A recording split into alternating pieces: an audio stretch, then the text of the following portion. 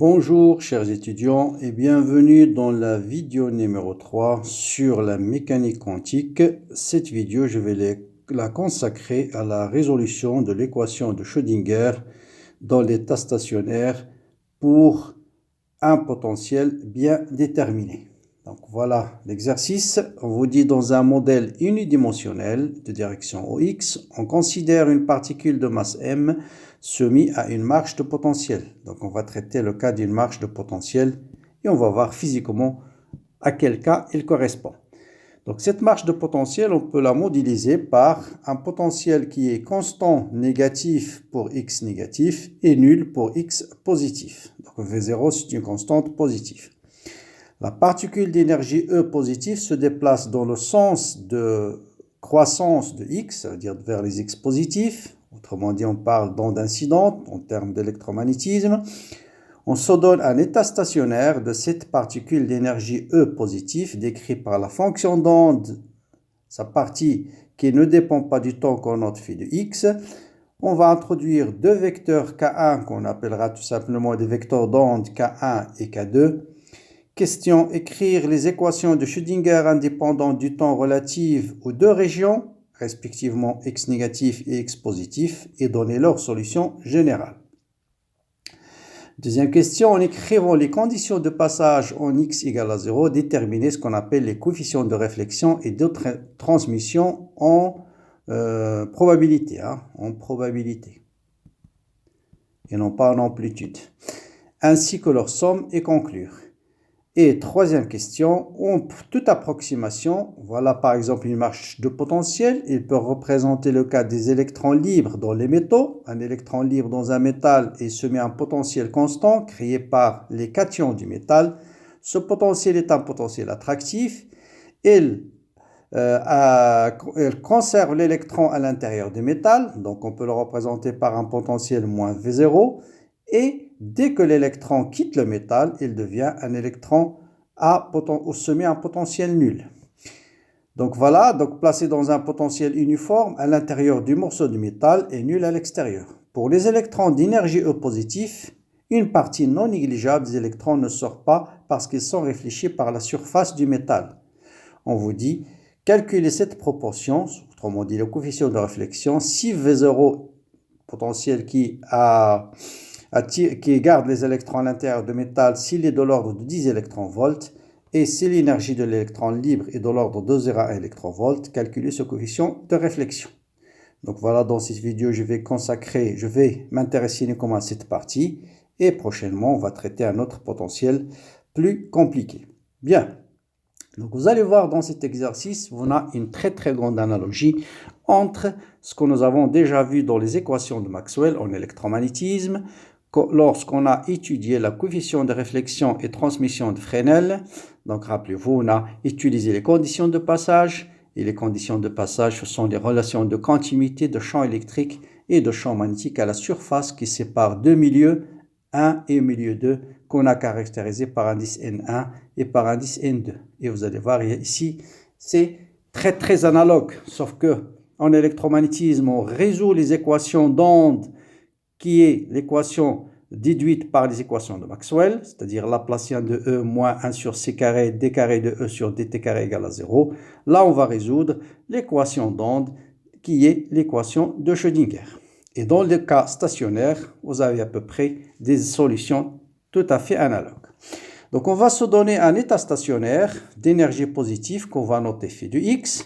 Je rappelle que l'équation de Schrödinger indépendante du temps est donnée par, voilà sa forme générale, moins h bar carré d carré de phi sur dt carré, h bar carré sur 2m, bien sûr, plus v de x égale à e fois phi. Ça, c'est l'équation de Schrödinger indépendante du temps, ou bien ce qu'on appelle l'équation indépendante du temps, ou l'équation des états stationnaires. Bien.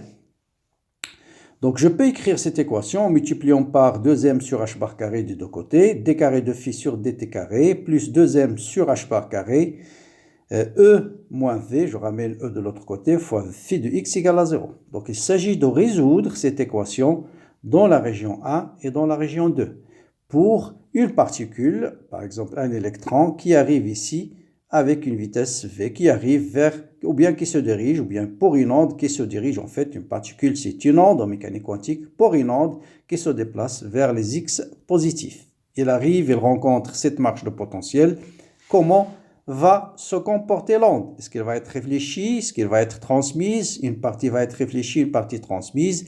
Et calculer la proportion réfléchie et la proportion transmise, bien sûr, en fonction de la hauteur de cette barrière, de cette marge de potentiel qui est V0.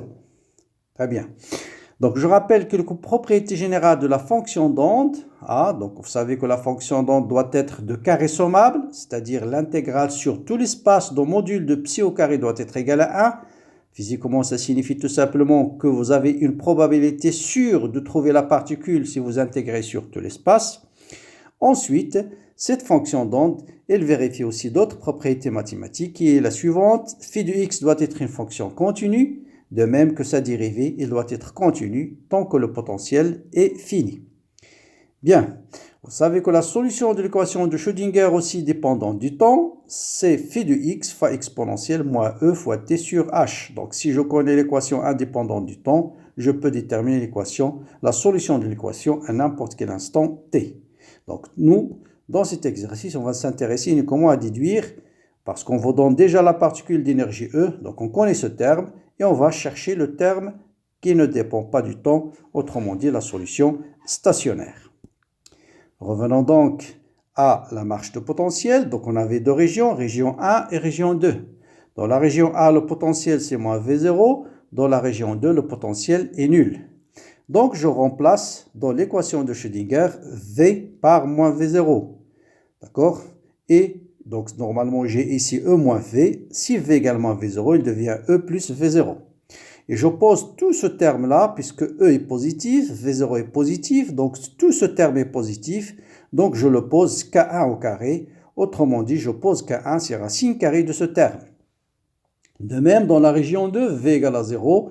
Là, va se simplifier. Je trouve uniquement plus 2m sur h bar 2 fois E. Et je pose aussi K2, c'est déjà donné dans l'énoncé.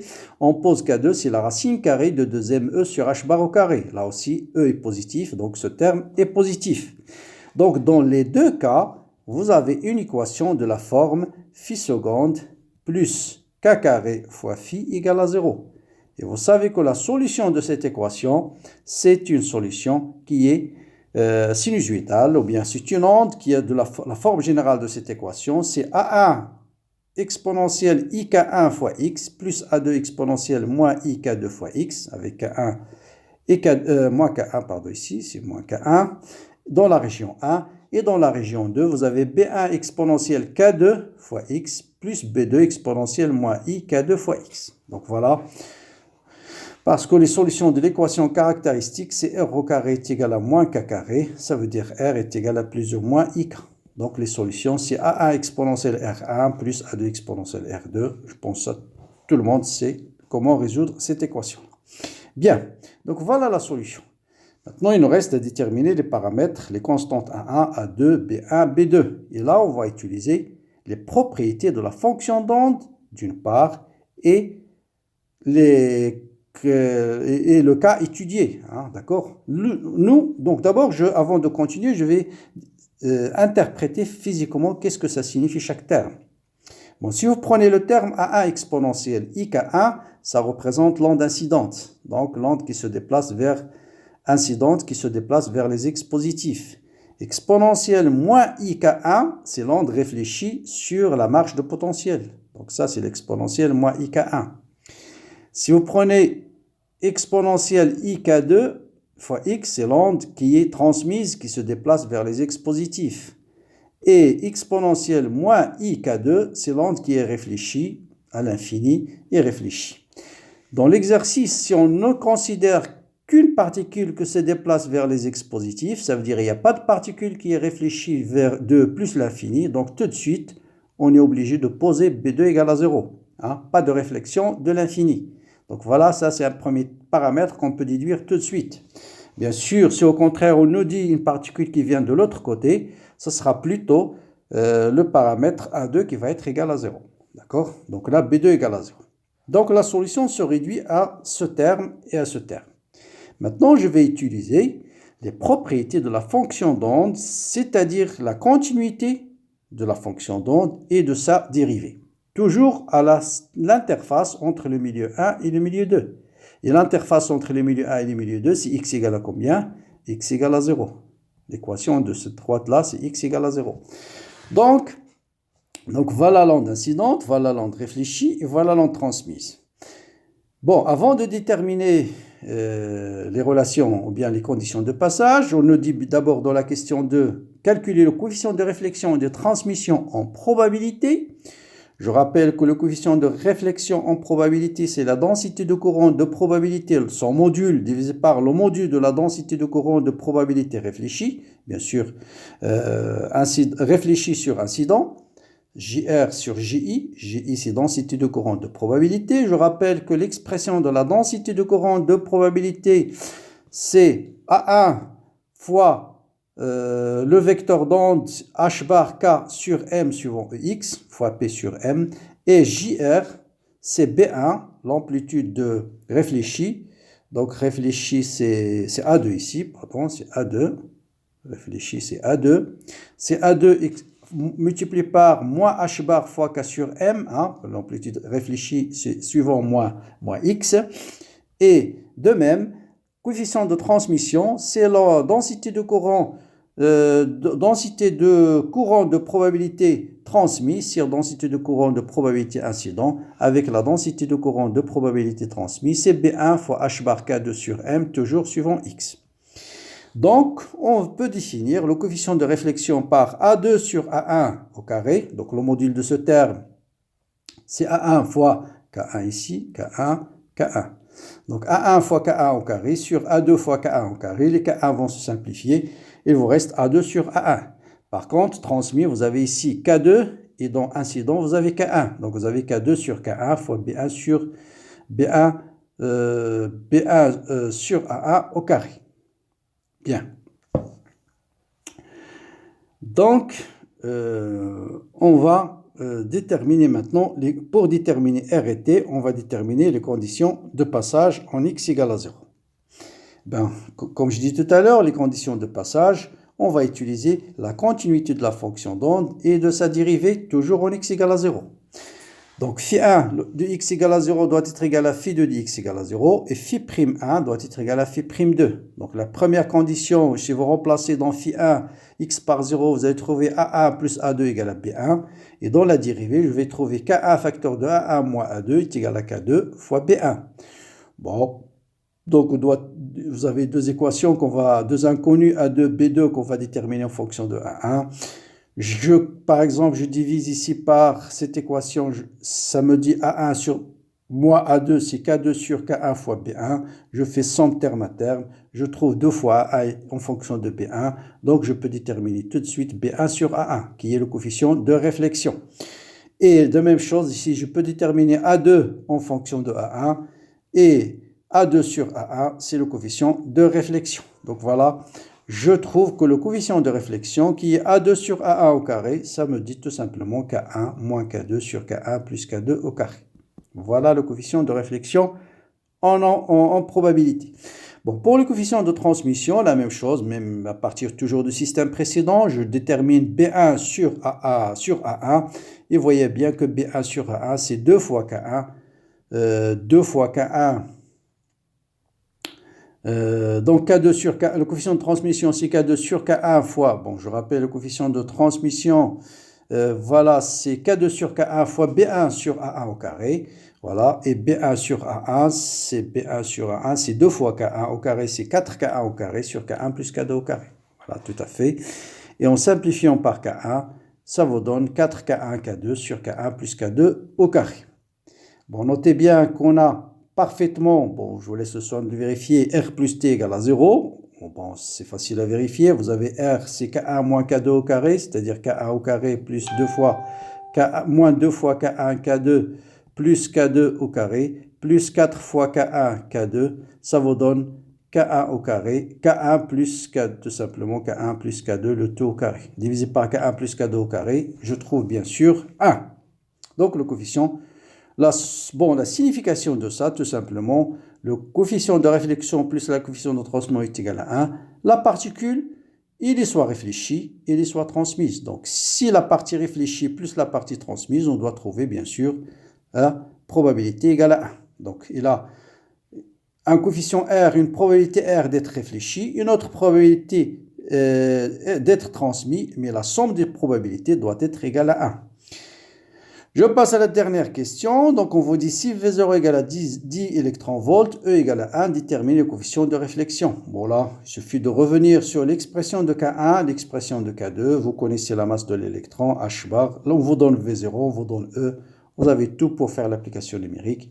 Et vous voyez qu'un électron, dans un métal où il est soumis à un potentiel attractif de 10 électronvolts, s'il possède une énergie de 1 électronvolt, il a 67% de probabilité de 64% qu'il reste à l'intérieur du métal. Bien, dernier point sur lequel je veux venir, je veux rappeler juste la très grande analogie entre cet exercice et l'exercice que j'ai déjà traité dans le module d'électromagnétisme, c'est-à-dire les ondes électromagnétiques, coefficient de réflexion à la surface d'un métal sous incidence normale. Donc voilà l'onde incidente, voilà l'onde réfléchie, voilà l'onde transmise. Et on avait défini le coefficient de réflexion en intensité, c'est la puissance de l'onde réfléchie divisée par la puissance incidente, et le coefficient de transmission en intensité, c'est la puissance transmise sur la puissance incidente. Bon, je rappelle ici les différentes expressions du champ électrique, la relation entre champ électrique et champ magnétique d'après les équations de Maxwell. Et on avait montré effectivement que le coefficient de transmission est exactement la même expression qu'on a déterminée ici. Bon, soit 4K1, K2 ou bien 4N1, N2, si vous voulez l'écrire en termes d'indice de réfraction. Et le coefficient de réflexion, c'est K1 moins K2 sur K1 plus K2 au carré. Sauf que ici en électromagnétisme, les fonctions d'onde sont solutions de l'équation d'onde déduite à partir des équations de Maxwell, qui est Laplacien de E moins 1 sur C carré d carré de E sur dt carré égale à 0.